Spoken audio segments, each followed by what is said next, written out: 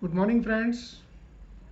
तो अब हम पार्टनरशिप में जो सेल टू अ कंपनी वाले कॉन्सेप्ट हैं उनकी ये प्रॉब्लम करेंगे।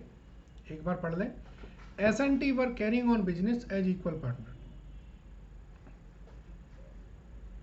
There balance sheet as on 31 March 2011 stood as follows. छोटी सी बैलेंस शीट है। The operation of the business were carried on till 30 September 2011। S N T both withdraw in equal amount half the amount of profit made during the period of 6 month। ये line बहुत अच्छी है अगर गौर से देखें। इन्होंने बोला है कि जितना भी प्रॉफिट कमाया है उसका आधा इन्होंने ड्राइंग कर लिया। After 10% per annum had been written off on building and plant and 5% written off on furnitures. 5% per annum लिखा हुआ है यहाँ पर, ध्यान दीजिएगा। ओके। कभी कभी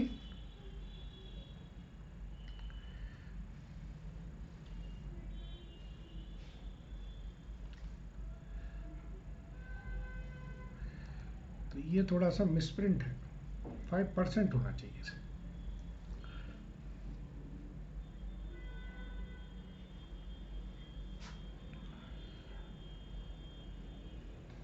आगे देखें।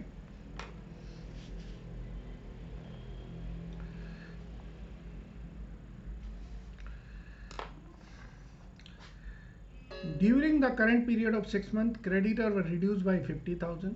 Okay. Bills payable by 11,500 and bank overdraft by 75,000. The joint life policy was surrendered for. Surrendered. अगर ये सरेंडर्ड आ गई है इसका मतलब है कंपनी ने पैसा ले लिया है। अगर होता सरेंडर्ड वैल्यू तो इसका मतलब है कंपनी की जॉइंट लाइफ पॉलिसी की सरेंडर्ड वैल्यू इतनी है।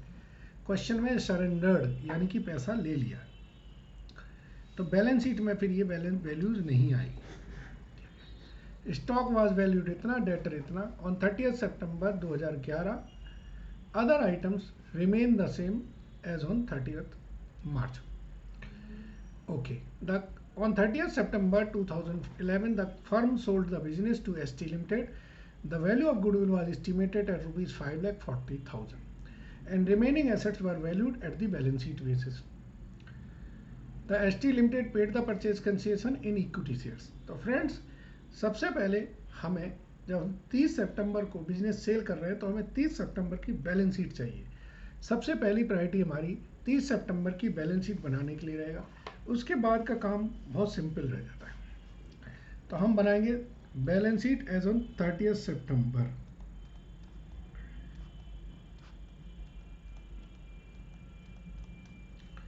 ये हमारे लिए इंपॉर्टेंट टास्क आ गया।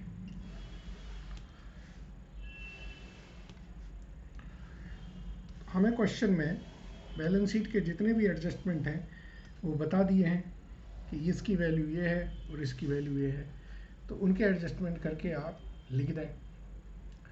जैसे क्वेश्चन में बोला है कि प्लांट एंड बिल्डिंग पर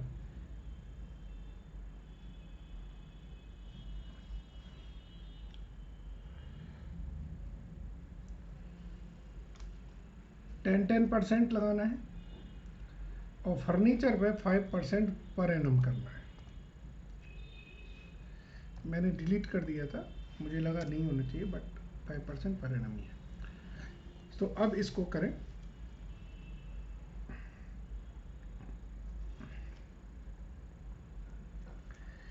यहाँ बिल्डिंग है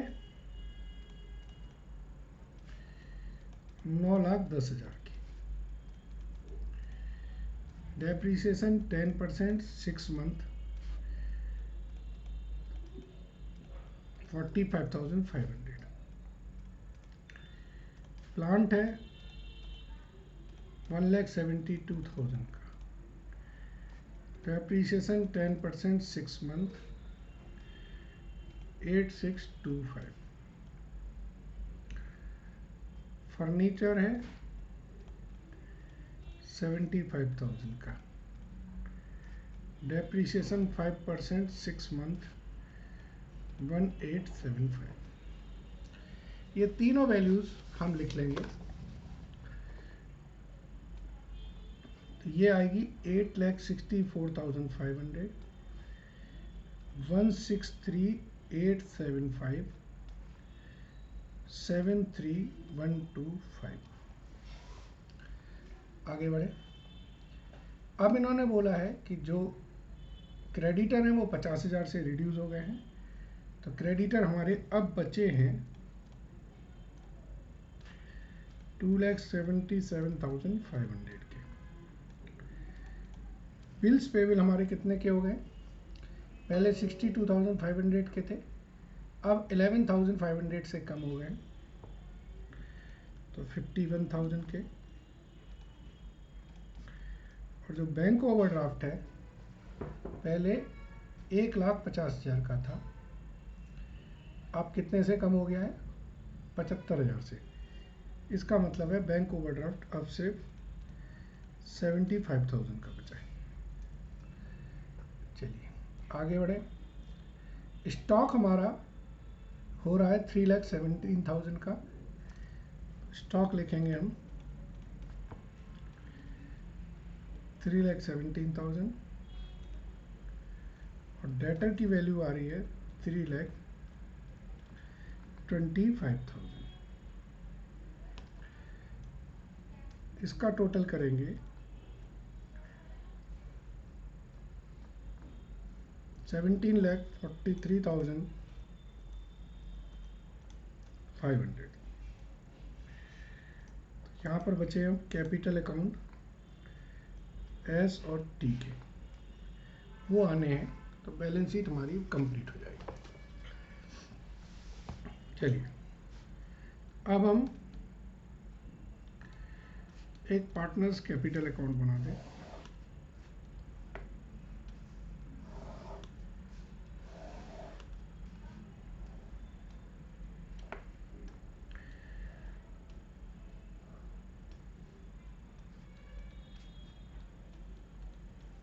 ठीक है,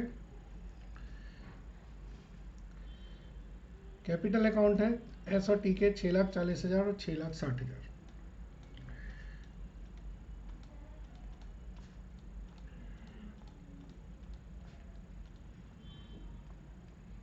ठीक है,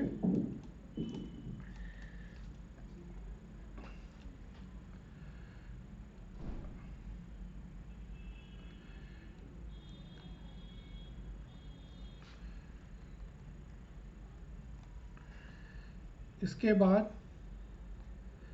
6 महीने बिजनेस हुआ है, 6 महीने में जो प्रॉफिट कमाया है उसके बारे में लिखना है।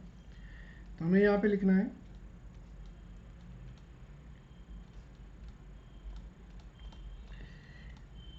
और यहाँ पर आएगा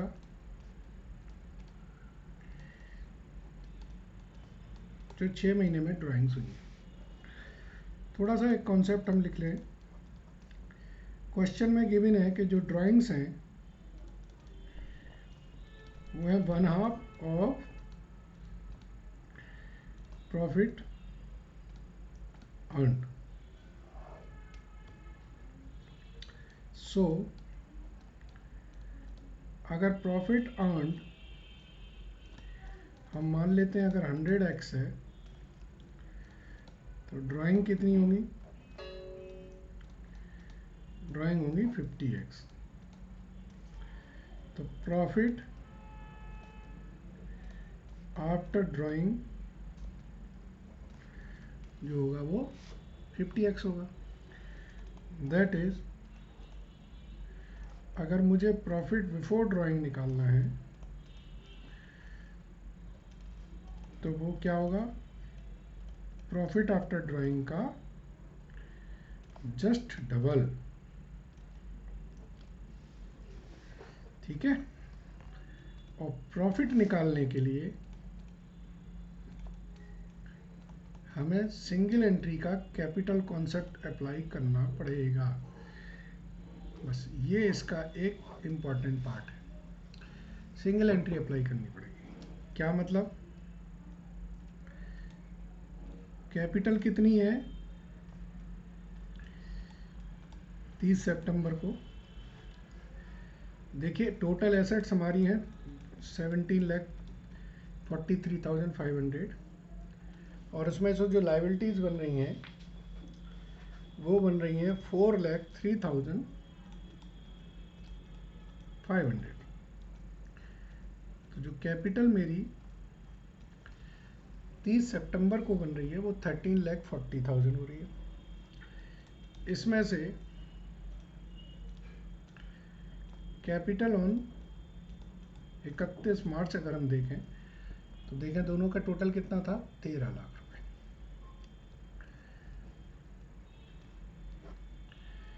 तो ये 40,000 है। अब ये बताइए आप कि ये प्रॉफिट बिफोर ड्राइंग है कि आफ्टर ड्राइंग है। ध्यान से समझिएगा, अगर हम इसमें ड्राइंग ऐड कर दें तो ये इसमें 40,000 में और ऐड होगा कि नहीं होगा। इसका मतलब इसमें ड्राइंग नहीं है, इसका मतलब है कि ड्राइंग के बाद का प्रॉफिट है।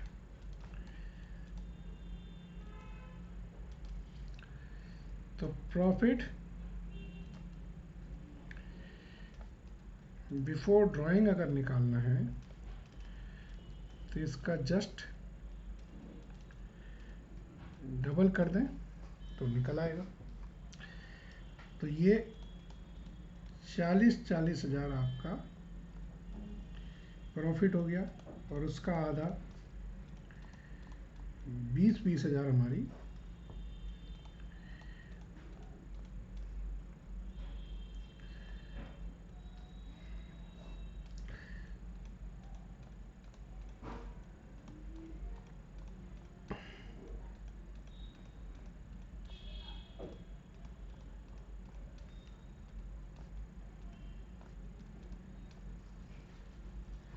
बस बैलेंस शीट में ये लिख दीजिए आप।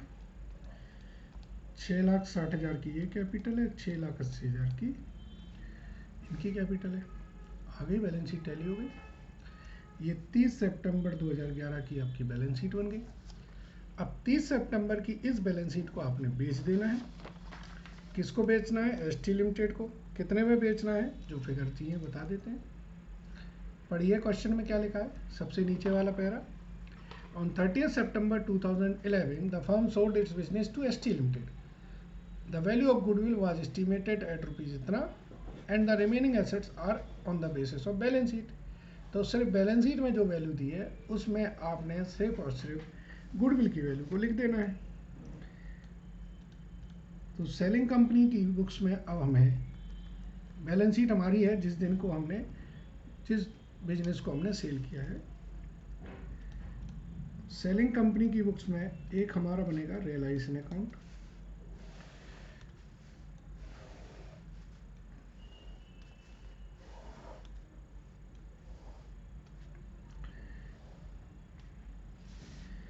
एक बनेगा हमारा पार्टनर्स कैपिटल अकाउंट,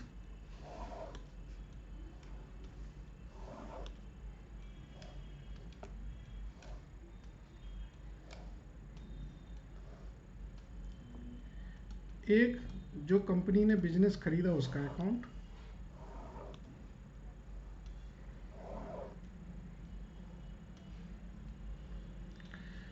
एक बनेगा अकाउंट आपका शेयर जो कंपनी ने दिए आपको,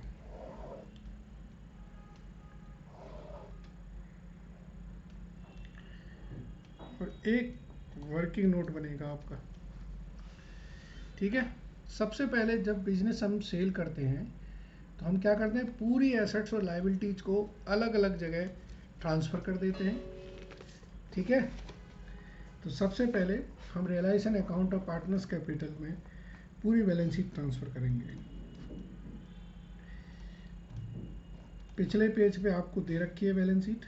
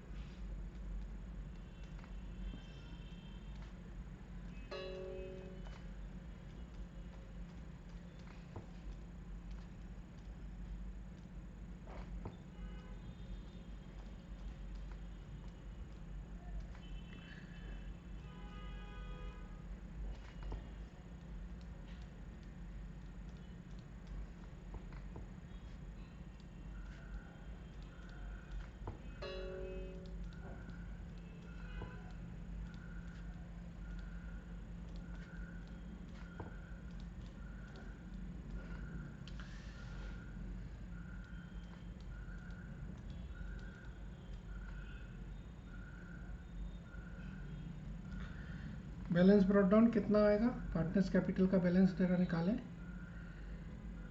660 और 680,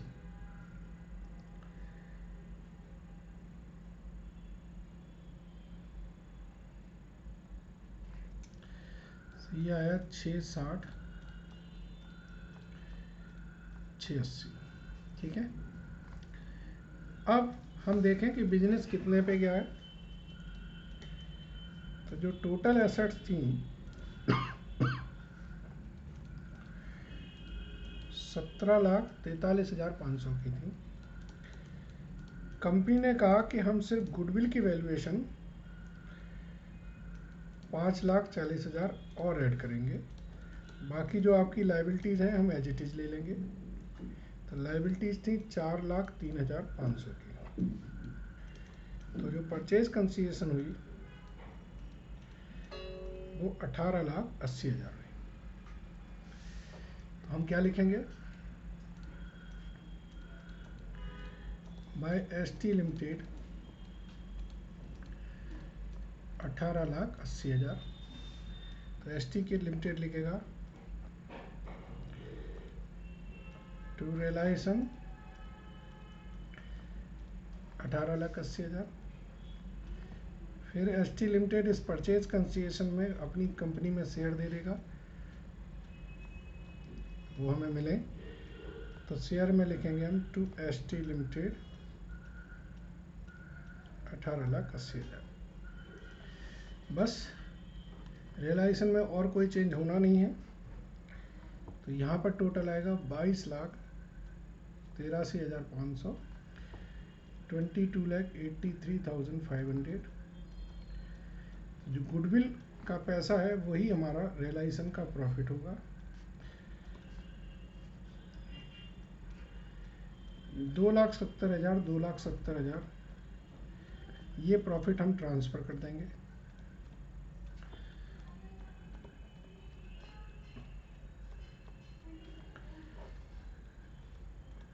इसका टोटल आ गया 930, 950, 9,30,000, 9,50,000। अब पार्टनर्स को पेमेंट देनी है, तो पार्टनर्स को हम क्या देंगे, जो हमारे एसटी लिमिटेड में शेयर आए हुए हैं।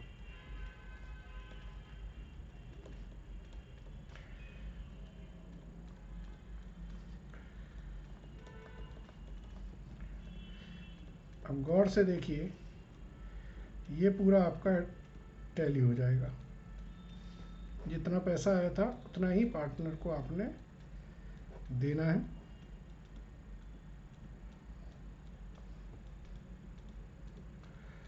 इस तरीके से आपकी सेलिंग कंपनी की बुक्स क्लोज हो जाएंगी। ठीक है फ्रेंड्स, तो ये बड़ा सिंपल रहता है जब कोई बिजनेस को हमें सेल करना होता है। तो आई होप आपको समझ आया होगा।